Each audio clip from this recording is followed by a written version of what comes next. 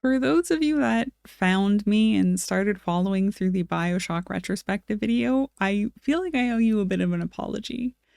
I noticed, tracking metrics as most people do, that I got quite a few followers from that video, and the reason why I feel bad is because a lot of the comments were praising how positive I was being in a retrospective manner. A lot of people will talk about their favorite games or games that they think have changed everything, and they're pretty negative though about it. Just little negative Nancy's over in the corner. And I went on to talk about why I hated RPGs for 10 years, supplements, doping in esports, and is it safe to be a female gamer? Yep. We're really doing great on that positive train. And I know it's not a huge deal or something to really apologize for, because it's not necessarily, I wasn't really planning on doing a lot of retrospectives, to be honest, when I started this podcast, but kind of started thinking it might be fun to just once in a while talk about something interesting about one of my favorite video games. And I was honestly just, I kind of put myself into a pit, and I kept going down these rabbit holes and just getting sadder and sadder and sadder. And I was like, I need to talk about something I really, really love. And that brings me so much joy. And maybe I don't even need to talk about it in a necessarily like super positive light, although this is kind of a positive video. It's just something I find interesting about this franchise. But I really want to talk about the franchise that probably brings me the most joy in gaming and holds such a special place in my heart. And that is the Pikmin franchise. So, if you guys are ready for it, which I am, we're gonna jump right into it, and let's talk about Pikmin. One of my favorite game franchises of all time is Pikmin, and up until recently, I thought way more people had played this game.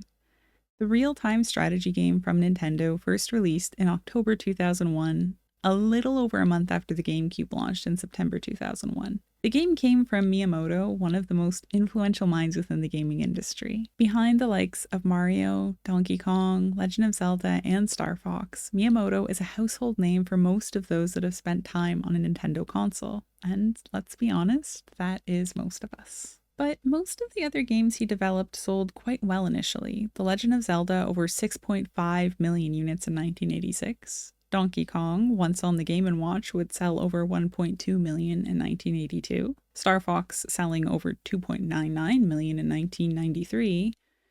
And Super Mario Bros. Selling a whopping 40 million copies plus in 1985. Compare that to Pikmin, which sold 1.60 million in 2001, and well, things don't look too good, especially when you put on Pikmin 2, which sold even less copies at 1.12 million. The franchise has seen a few re-releases over the years, as copies of Pikmin 1 and 2 are understandably hard to come by. With all the original and re-release sales totaled, after the release of Pikmin 4, the franchise has only just cracked 11 million copies sold. Pikmin has sold, by all means, pretty poorly for a Nintendo game, especially in the modern era of gaming where we have more people playing than ever before. If you take a look online, even on YouTube, and quickly search up Pikmin retrospective, you'll be met with a barrage of opinions, and most of them are pretty lengthy, over an hour long. And if you take a look at my YouTube app on my phone, I've opened and watched at least part of most of them. People playing every Pikmin game leading up to Pikmin 4, people reminiscing, talking about the franchise in a positive light, and for the most part it seems to be lacking the heavy criticism that I've seen other popular video games receive in retrospectives in the past. There's no, this is everything they've done wrong, or here are all the things they could improve on. It's people just talking about the love of the game. And a part of me believes that this is because people who play Pikmin really love to play Pikmin. I didn't double check with everyone I know who plays the franchise, but most people I know who have even played one of the games have some sort of merchandise lying about their house. I have a small red Pikmin figurine from years ago, and to this day I kinda still regret not buying the rest of them when I saw them at a local store. I have coasters in my living room on some of the furniture, which came with me pre-ordering Pikmin 4, and if you have ever been to Japan, there is no lack of merchandise in the Nintendo store for Pikmin, a franchise that, once again, has only sold 11 million copies over 4 games, and that includes the re-releases. Every time I read about the sales regarding Pikmin, each game is considered a critical and commercial success. Although we don't know the budget that Nintendo sets aside for the games, we know that people who pick up the title really do love it. So the critical success thing's kinda making sense. It's a challenging, quirky puzzle game largely surrounding the story of the Hockatate Captain Olimar. Although we are introduced to more characters throughout the franchise, Captain Olimar is a mainstay in the series and is really what ties it all together in the end.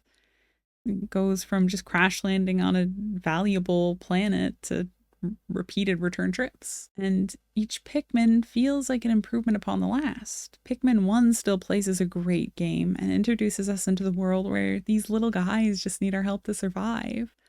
Although you can choose to sacrifice them to monsters, what is common among players to do is a no-death run and refuse to kill any of them. If you do, you start the day over. It may take more days, it may be less efficient time-wise, but there is something about hearing the little screams as they pass away that just doesn't sit right with a lot of Pikmin fans. And in Pikmin 2, we're introduced to more tricky mechanics through the purple Pikmin and the white Pikmin. Each Pikmin color is known for doing something a little different, and the white Pikmin are immune to poison. It makes a fun and exciting challenge to take these weak little guys who need to wade through the clouds with you while leaving behind some of your Pikmin to hopefully remain safe until it is safe for them to pass through as well. You have to go back and collect them at the end.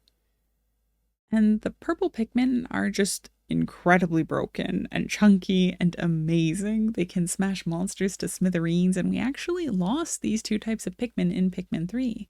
They were replaced by rock and flying Pikmin. Pikmin 3 introduced the best way to play Pikmin in my opinion, although you can only really experience it unfortunately on the Wii U. The Wii U opted to let you control 3 separate captains and have them running from destination to destination to use your time at maximum efficiency. You can do this easily using the gamepad. It was like you had 2 monitors. It was using the Wii U to its full capabilities. It was hard and required a brain comfortable doing micromanagement that you would see in more traditional RTS games like Age of Empires or StarCraft. Suddenly, Pikmin was playing like the big boys. I knew I would play Pikmin 4, having broken my no pre-order rule for this game, but I was hesitant to play the game knowing that this RTS style that I loved so much from Pikmin 3 just would not be available to me on the Nintendo Switch.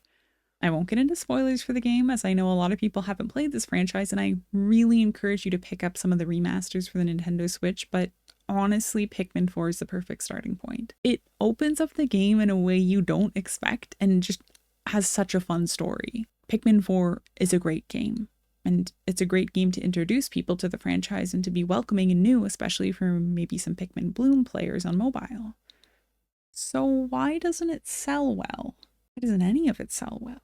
One of my first thoughts is that real-time strategy games don't sell well, but taking a quick look at some of the best-selling PC games of all time, like StarCraft, StarCraft 2, Warhammer 40k Dawn of War, Command & Conquer, and many others are all part of the list. They seem to sell closer to 2 to 3 million units, although a few do go above that, the original StarCraft notably. But even with that math, the Pikmin mainline games have 7 games with the re-releases. Even at only 2 million per game, they surely should have sold close to 14 million by now. I'm obviously not the only one to have thought of this, and someone pretty important talked about it before the release of Pikmin 4. Miyamoto himself had some comments to make on why the franchise didn't sell as well as they would have hoped between Pikmin 1 and 3, and the belief is it's a perceived difficulty of the game.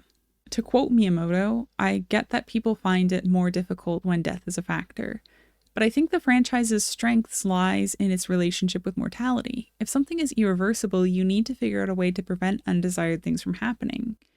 To try to prevent Pikmin from dying, you need to practice Dandori. To me, that's what makes this game unique. I think people find Pikmin difficult for 2 reasons, the controls and the depth of gameplay. I spent a long time mulling over how we could convey these points as interesting rather than difficult." End quote. And, as others have posted on the Pikmin subreddit before, after the release of Pikmin 4, I cannot stop thinking about Dandori. One of the game modes in Pikmin 4 that is new is a Dandori battle against an AI. You have to use your Pikmin as strategically as possible to get the best Dandori score while making tough choices between getting more Pikmin, gathering fruits, or slaying monsters. The game will randomly select a bonus item, and if you remember where it is on the map, you can make a huge amount of points fast. It's something like peaches or some of those little ball orb guys.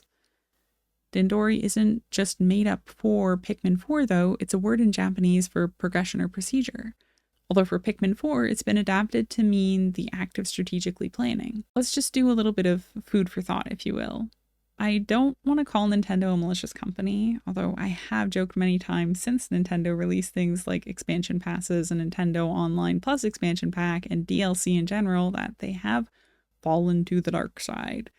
I don't entirely believe this to be true, but it still sends a message when the most consumer-friendly companies are doing a few things to make a buck or two off of reliable franchises.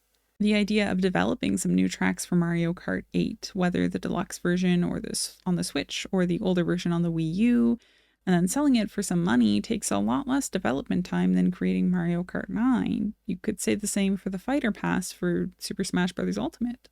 And even if I like to complain about DLC and updates, there are some people who really, really want them. Keep hoping, Animal Crossing New Horizons fans, because it doesn't happen that often for Animal Crossing games.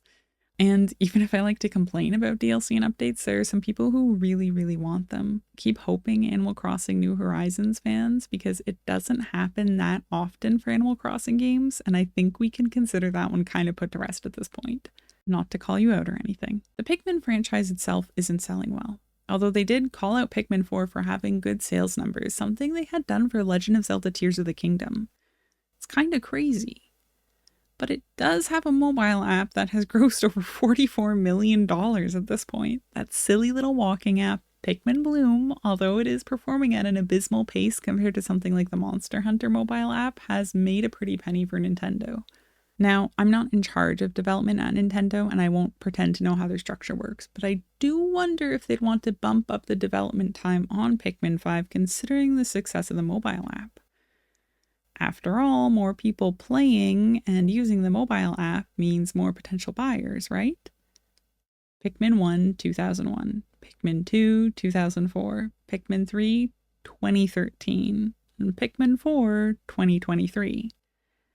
There's an ongoing timeline where Pikmin games remain in development for an incredibly long period, or at least to us, it feels like a long period. To Nintendo, the answer is often simple. They just couldn't get the right development team together to work on it. The quirky and funny game with a cult following that can't seem to catch the hearts of the North American market is a great example of what entry games can look like to kids into certain genres. I'm not saying don't let your kids play StarCraft or Warcraft or Age of Empires, Command and Conquer, etc. I'm not telling them to get off the computer and only play Nintendo games. I am saying that through both the Nintendo kid-friendly co-op version of the games that most of them have, and through cute little guys like Pikmin, your child might show interest in a new genre you hadn't thought to show them yet. Pikmin might be overlooked by both strategy gamers and gamers in the mass market, but Nintendo still holds a special place for this franchise, and for that, I am thankful. The countless retrospectives, pieces of fan art, and third-party merchandise for sale on sites like Redbubble or Etsy prove that this game has a community that cares. And when I say cares, I mean we care a lot. Pikmin people love Pikmin. There's nothing else to say on that matter. You could hand us a half-baked Pikmin 5 in 6 years, and we'd probably just be happy because it didn't take 10 years this time. Please, Nintendo, don't do that. Keep this franchise special and holding so many good memories for so many people. But you probably could get away with that, you know, just as a one-off. Just as Pikmin 5, Pikmin 6 would have to be pretty good again. But what I find just so fascinating about this franchise is that for such a long time I had played all these games and just made the assumption that everyone else had played this game. Everyone else knew what this was about. When you hear the little song or the little intro theme, everybody knows that that's Pikmin. And most people have never played a Pikmin game. Most people probably don't know someone that's played a Pikmin game. Because if we've played a Pikmin game, we're going to tell you we've played a Pikmin game. We're going to tell you all about it. I'm sure all of our poor friends had to hear about Pikmin 4 500,000 times before Pikmin 4 came out, because to us, that is such an important game. To us, the Pikmin franchise usually taught us something or got us hooked on a certain genre or just gave us some company sometimes. But for me, Pikmin and Pikmin 4 especially has taught me Dandori and has taught me efficiency and thinking things through and working on things a bit more. And I am not a strategy gamer. I have played those games. I love RTSs. They are not my strong suit, but I will still play them and I will still enjoy them. But above all, Pikmin for me is sitting on the couch and having my one sister watch who cannot bear to kill a single Pikmin and appreciate the way that I play because I don't kill Pikmin, and asking me to specifically bring the game when I come home so that they can watch me play it because I don't kill Pikmin. And it's nice to watch the game and to see what actually happens. Pikmin to me is a franchise that kept me gaming, and it's one of the reasons why I still game. Pikmin is one of my favorite games of all time. And I don't mean to be mean to Pikmin, but I don't really think it's done anything revolutionary to the industry. I don't really think it's changed anything. I don't even know if it's really that worth talking about, to be honest. I just think it's really weird that Pikmin hasn't sold more copies. What is up with Pikmin? What is up with all of this? Pikmin is the case where you can't just slap a Nintendo label on something and ship it out and go, it'll sell. Don't worry, it's gonna sell. Because clearly in this case it doesn't. But Nintendo, for some reason, cares about their small franchises that don't make them as much money and want to see the sales successful and celebrate when Pikmin 4 sells as many copies as it did. So for that, to you, Nintendo, I tip the hat because most people wouldn't do that. So anyways, I'm sure it's going to be depressing again next week. We're going to go back down a deep rabbit hole and talk about something that I want to talk about in the gaming industry. But honestly, for this week, I just wanted to talk a little bit about Pikmin. Thanks for listening.